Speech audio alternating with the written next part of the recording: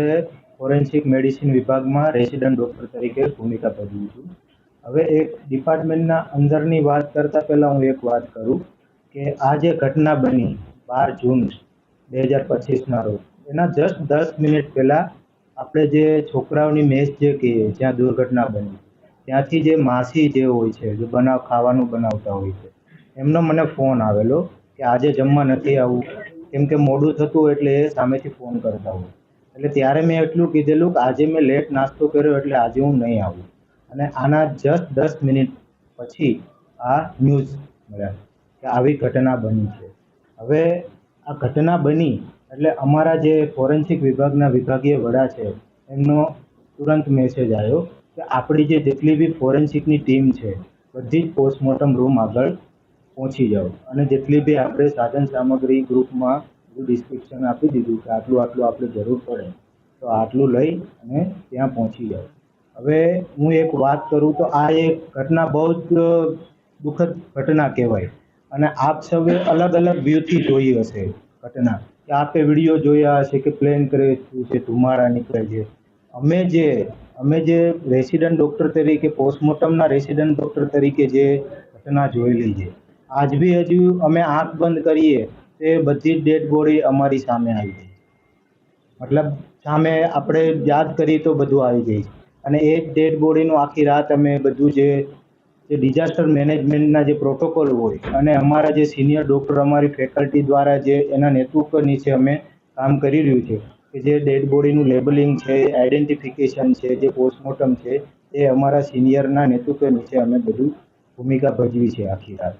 અને પછી જે એમનું જે સ્ટોરેજ કરવાનું હોય છે, ડેડ બોડીનું જે પછી આઈડેન્ટિફિકેશન આવે છે, એમનું જે હેન્ડલિંગ કરવાનું છે, જે મુખ્ય ભૂમિકા અમારા ટોટલ ડિપાર્ટમેન્ટ મેં અને મારા જોડે બધા જ રેસિડન્ટ ડૉક્ટરો, સિનિયર રેસિડન્ટ ડૉક્ટરો, અમારા વિભાગીય વડાશ્રી, આસિસ્ટન્ટ પ્રોફેસર, બધાએ જ અમે જે આખું જે લેબલિંગ કરી, આઈડેન્ટિફિકેશન કરી અને સગાને બોડી સોંપવાનું કામ તે મહિનો દિવસ સુધી ચાલ્યું છે.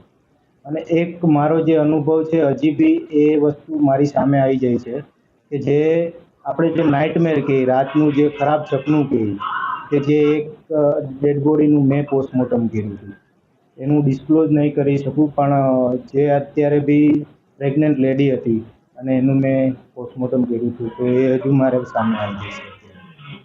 આવા અમારા એક અનુભવ રહ્યા છે. અને આજે 1 વર્ષ પૂર્ણ થયું છે, તો જેટલા બી એ દુર્ઘટનાના ભોગ બન્યા છે એમને ભગવાનને પ્રાર્થના કરું કે બધાએ ભોગીને આત્માને શાંતિ મળે અને આવી દુર્ઘટના ના થવી જોઈએ. અને આવો જે નજારો અમે જોયો એવો હવે બીજી વાર અમારે જોવા मांगता नहीं है। मेरा बड़ा भाई था जयप्रकाश, बीजी मेडिकल कॉलेज में अभ्यास कर रहा था और जो प्लेन क्रैश हुआ था वो मैस में खाना खा रहा था और उसमें डेथ हो गई। हमारे परिवार में मेरे पापा जी फैक्ट्री में काम करते हैं और हार्ड वर्क करके उसको पढ़ाया और यहाँ पर पहुँचाया, लेकिन ईश्वर को कुछ और ही मंजूर था। मेरी भी इच्छा डॉक्टर बनने की और जन सेवा। सरकार से ये मांग है कि मेरी भी पढ़ाई चल रही है और घर की स्थिति बहुत दयनीय है, थोड़ी सहायता हो जाएगी तो अच्छा है। જ્યારે આ પ્લેન ક્રેશની દુર્ઘટના થઈ ત્યારે હું જસ્ટ મેચથી જમ્યા નીકળ્યો હતો અને પહેલાં તો અમને સમજાણું નહીં કે આ શું થયું, કારણ કે એક બહુ જ મોટો બ્લાસ્ટ થયો અને ત્યાંથી જ એક સ્મોકનો મોટો ક્લાઉડ બન્યો અને અમને હવામાં દેખાડ્યો. ત્યારબાદ અમે સાઇટ પર પહોંચ્યા અને જોયું કે આ શું થયું, તો ખબર પડી કે પ્લેન ક્રેશ થયું છે. પ્લેનનો એક પાર્ટ અમારા મેસના રૂફ ઉપર પડી ગયો અને બીજો પાર્ટ એક બિલ્ડિંગ ઉપર થઈને પટકાઈ ગયો.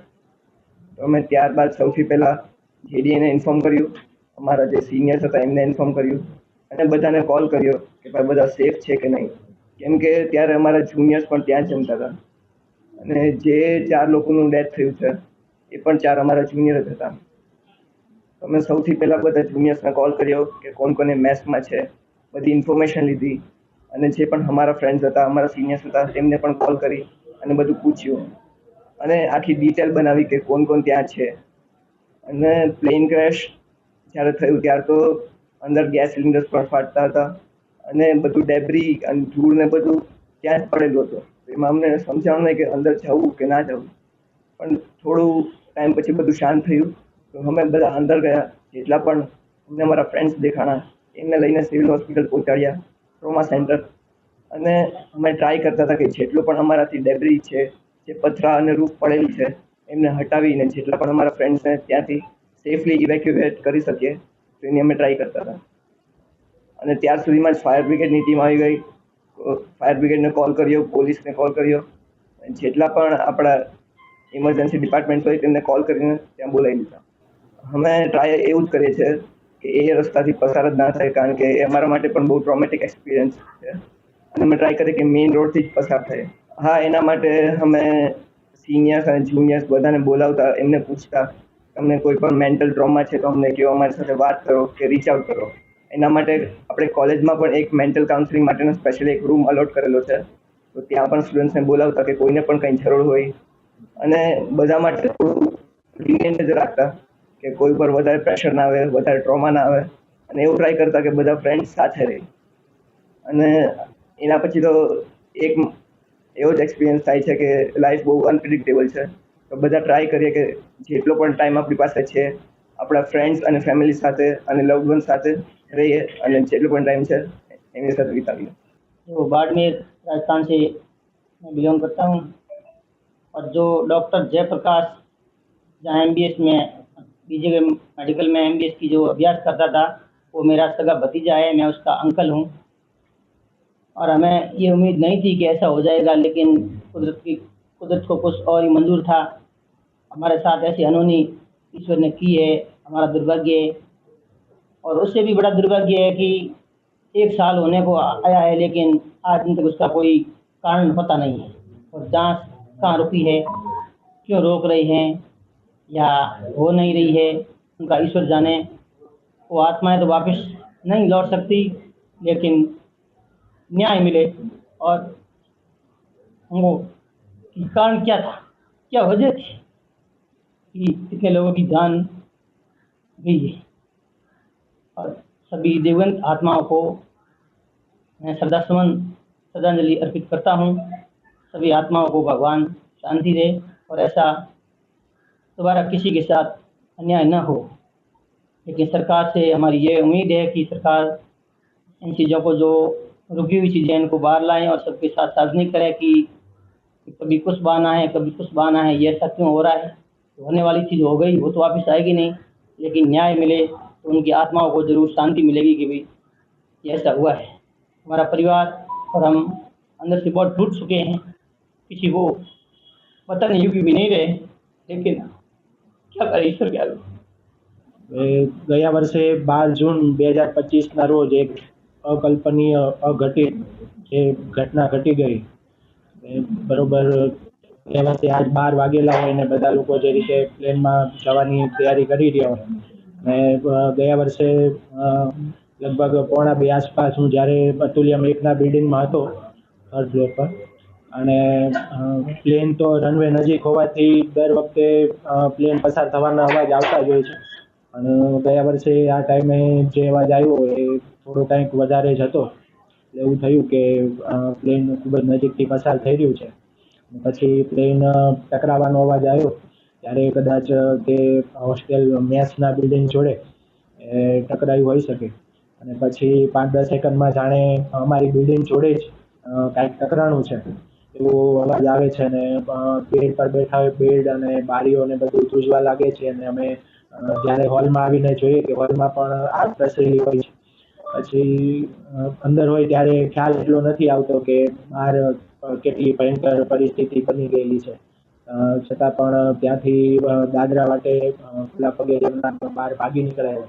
અને નીચે આવીને જ્યારે અમારા સિક્યુરિટીવાળા કાકા એ પણ બરડાના ભાગે ને માથાના ભાગે ઇન્જર્ડ થયેલા હોય છે, એમને બર્નિંગ થયેલું હોય છે હાથમાં ને. કાકાને પણ સેફ જગ્યાએ પહોંચાડીને પછી ત્યાં જે કાંઈ લોકો હાજર હતા એમના થકી જુનિયર ડૉક્ટર એસોસિએશનની ટીમ અને અમારા બીજા કલીગ મિત્રોને આ ઘટનાની જાણ કરેલ કે આ રીતે આ ઘટી ગયેલું છે. અને આ ઘટનામાં જે અમારા બીજે મેડિકલ રિલેટેડ યુજીના જે 4 છોકરાઓના જે દિવંગત અવસાન થયેલા, તો એ આત્માઓને ભગવાન શાંતિ અર્પે. ઉપરાંત અમારી હોસ્ટેલની જે 4 બિલ્ડિંગ હતી એમાં રેસિડન્ટ ડૉક્ટરો ઉપરાંત એમની જોડે એમના ફેમિલી મેમ્બર્સ પણ રહેતા. પણ સમયનું એવું હોય કે આ જે તે ટાઈમે રેસિડન્ટ ડૉક્ટર ડ્યુટી પર હોય ને એમના ફેમિલી મેમ્બર્સમાંથી અને જે એમના ડેથ થયા એમના માટે પણ શ્રદ્ધાંજલિ છે. અને આ દિવસમાં જે પ્લેનમાં પણ સવાર હતા એમને પણ શ્રદ્ધાંજલિ આપીએ છીએ. તમે જ્યારે તમારી સામે આંખે ડૉક્ટર દિવસો આજે તમારી મેન્ટલ હેલ્થ ઉપર કંઈ અસર થઈ એનો આ ઘટનાને જે સમય અમે જ્યારે હોસ્ટેલની બહાર આવી નીકળ્યા ત્યારે આમ અંદાજ હતો નહીં કે ખરેખર કુદરતે આવી પરિસ્થિતિમાંથી આપણને બહાર કાઢેલા છે. જે 5 માળ સુધી આગ અમે જોઈ રહ્યા છીએ, લોકો આજુબાજુ દોડાદોડી કરી રહ્યા છે. પેલા એક બેન બહાર એમની જે ચાની ટપરી હતી એમનો નાનો છોકરો પણ આમાં ઘવાયેલો છે, એ પણ મદદ માટે બૂમાબૂમ કરી રહ્યા છે. એમ્બ્યુલન્સ આવી રહી છે અને એરપોર્ટ ઓથોરિટી તરફથી ફાયર બ્રિગેડ ને બધું પણ 10-15 મિનિટમાં આવી ગયેલું. અને એ બધું જોઈને મેન્ટલ હેલ્થ ઉપર ખરાબ અસર થયેલી. 3-4-5 દિવસ સુધી રાત્રે ઊંઘ ના આવતી હોય. અને ઇવન આજની તારીખે પણ કે જ્યારે આ રીતે પ્લેન નજીકથી પસાર થતું હોય અથવા તો એવા કાર્ગો જેટ્સ પસાર થતા હોય સુપરસોનિક નહીં, અને આ વરસાદી માહોલમાં જ્યારે વીજળી પડવાનો કે કડાકો થાય ત્યારે પણ હજી બેડમાંથી કે ખુરશીમાંથી સફાળા ઊભા થઈ જાય છે. અને એ જ લાગતું હોય કે એ સમયે પણ આવો જ અવાજ આવેલો, એટલે એ ડર હજી મનમાં બેસી ગયેલો છે. 12 જૂન 2025ના રોજ જે વિમાનની દુર્ઘટના થઈ ત્યારે લગભગ બપોરનો સમય હતો અને દુર્ઘટના થયાના વિધિન 5 મિનિટ્સ અમને ફોન આવી ગયા કે યુજીની મેસમાં પ્લેન ક્રેશ થયું છે. તો 5 થી 10 મિનિટમાં અમારી જુનિયર ડૉક્ટર એસોસિએશનની ટીમ ત્યાં તાત્કાલિક પહોંચી ગઈ અને ત્યાં જઈને પરિસ્થિતિ નિહાળી તો યુજીન હોસ્ટેલની જે મેસ હતી ત્યાં વિમાનનો એક ભાગ પડ્યો હતો અને બીજો ભાગ જે છે અતુલ્યમના જે બિલ્ડિંગ હતા અમારા કે જ્યાં અમારા રેસિડેન્ટ ડૉક્ટરો રહેતા હતા, બીજો ભાગ ત્યાં પડ્યો હતો અને બંને બિલ્ડિંગ ડેમેજ થઈ હતી. તો અમારી ટીમ ફટાફટ 2 ભાગમાં ડિવાઈડ થઈ અને રાહતની કામગીરી ચાલુ કરી દીધી. તો યુજીની મેસમાં જે સ્ટુડન્ટ હતા ત્યાં જુનિયર ડૉક્ટર એસોસિએશનની સાથે સાથે યુજીના ઘણા બધા સ્ટુડન્ટ પણ ત્યાં રાહત કામગીરીમાં લાગી ગયા અને ત્યાં જે ઇજાગ્રસ્ત વિદ્યાર્થીઓ હતા એમને ફટાફટ બહાર કાઢી અને હોસ્પિટલમાં એમને યોગ્ય સારવાર મળી રહે એની રાહત કામગીરીમાં લાગી ગયા. બીજી જે ટીમ હતી એ અતુલ્યમના જે 4 બિલ્ડિંગ હતા કે જ્યાં વિમાનનો બીજો ભાગ પડ્યો હતો ત્યાં પહોંચી ગઈ અને ત્યાં પણ જે રેસિડેન્ટ ડૉક્ટરના પરિવારજનો હતા ત્યાં એમને બિલ્ડિંગમાંથી બહાર કાઢવામાં મદદરૂપ થઈ. એની સાથે સાથે ત્યાં વિમાનનો જે બીજો ભાગ પડ્યો હતો ત્યાં મુસાફરોની જે ડેડ બોડીઝ આવતી હતી એને પણ બહાર કાઢી અને એમ્બ્યુલન્સમાં ફટાફટ મૂકી અને સિવિલ હોસ્પિટલના ટ્રોમા સેન્ટર તરફ પહોંચાડવામાં મદદરૂપ કરી. આ સમગ્ર કામગીરીમાં જુનિયર ડૉક્ટર એસોસિએશનની આખી ટીમ પહોંચી ગઈ હતી. સાથે સાથે અમારા બીજા રેસિડેન્ટ ડૉક્ટરો બી હતા રાહત કામગીરીમાં. યુજીના સ્ટુડન્ટ પણ વિદ્યાર્થીઓ પણ ત્યાં રાહત કામગીરીમાં હતા અને આજુબાજુના જે લોકલ માણસો એમને પણ ઘણી મદદ કરી હતી. આ દુર્ઘટનામાં અમારા બીજે મેડિકલ કોલેજના 4 વિદ્યાર્થી આર્યન રાજપૂત, જયપ્રકાશ ચૌધરી, રાકેશ દિહોરા અને માનવ ભાદુ, આ 4 વિદ્યાર્થીઓના દુઃખદ અવસાન થયા હતા, જેનું અમને બધાને દુઃખ છે અને તેઓ હર હંમેશ અમારી યાદમાં રહેશે. એમને શ્રદ્ધાંજલિ સ્વરૂપે અમારા બીજે મેડિકલના પ્રાંગણમાં 4 વૃક્ષોનું પણ વૃક્ષારોપણ કરવામાં આવેલું છે.